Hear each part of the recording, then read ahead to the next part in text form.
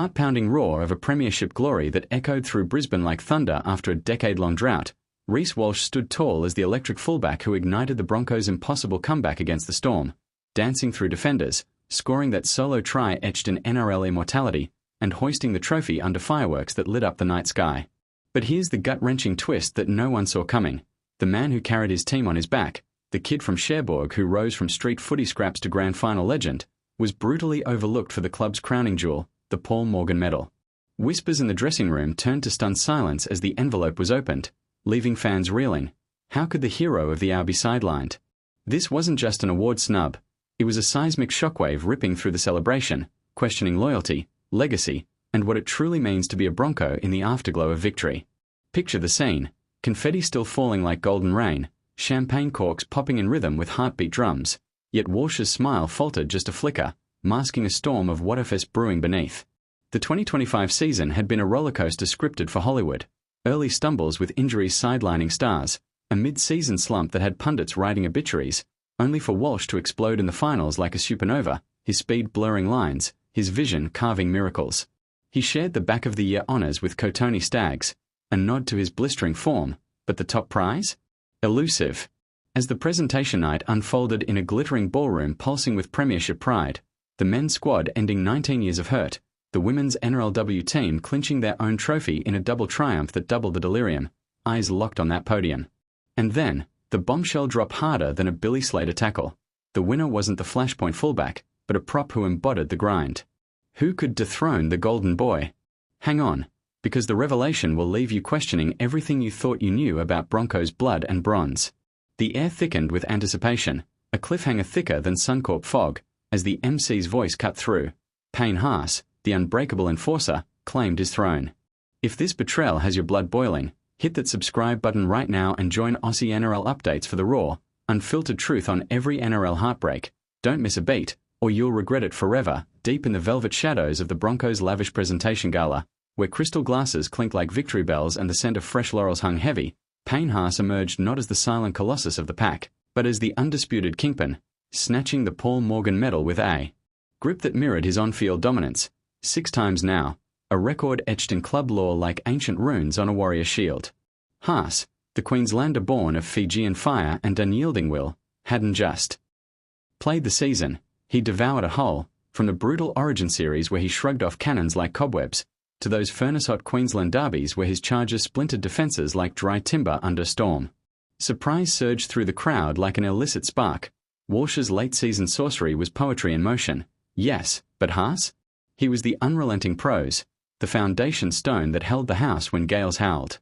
He swept the Forward of the Year and Players' Play awards too, a clean hat-trick that left jaws on the floor, because who expected the quiet giant to outshine the spotlight thief?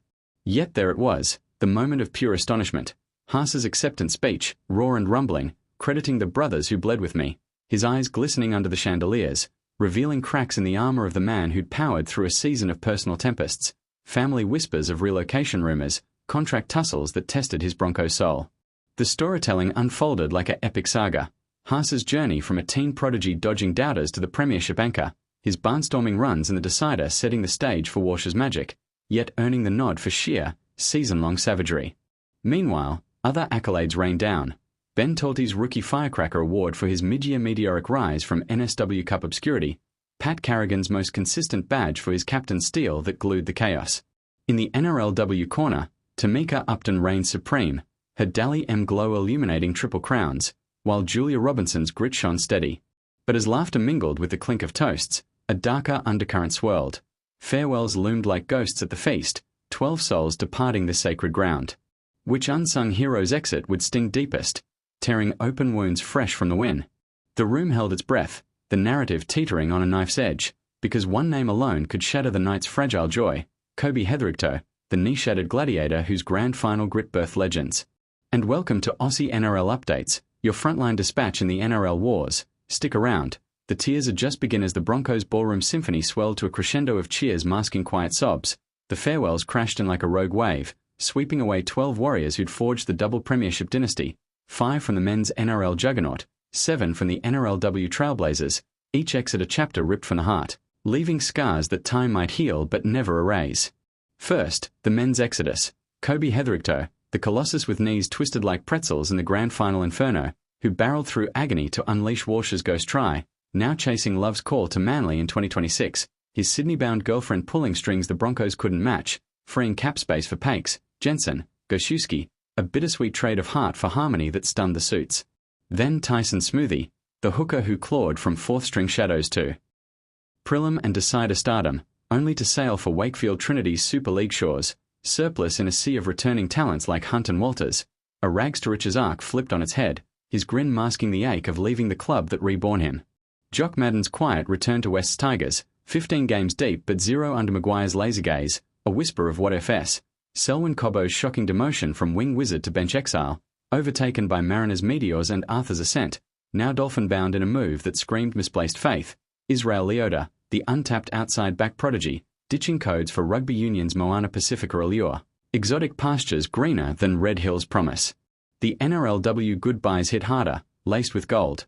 Neil Hufanga, grand final player of the match whose thunderous runs toppled the Roosters, jetting to Warriors' embrace, Gail Broughton, Annetta Claudia Enuwarsla, Kaylee Joseph, Montyre Hudson, Lavinia Gould, Shayla Joseph, each a thread in the tapestry of triumph, their departures a mosaic of new horizons, from family pulls to fresh hunts. Troy Thompson's voice boomed gratitude, proud of the role they played, but the cliffhanger clawed deeper. Amid this hemorrhage, whispers of bigger storms brewed, Haas and Walsh linked to shock exits, Maguire's grip tested early.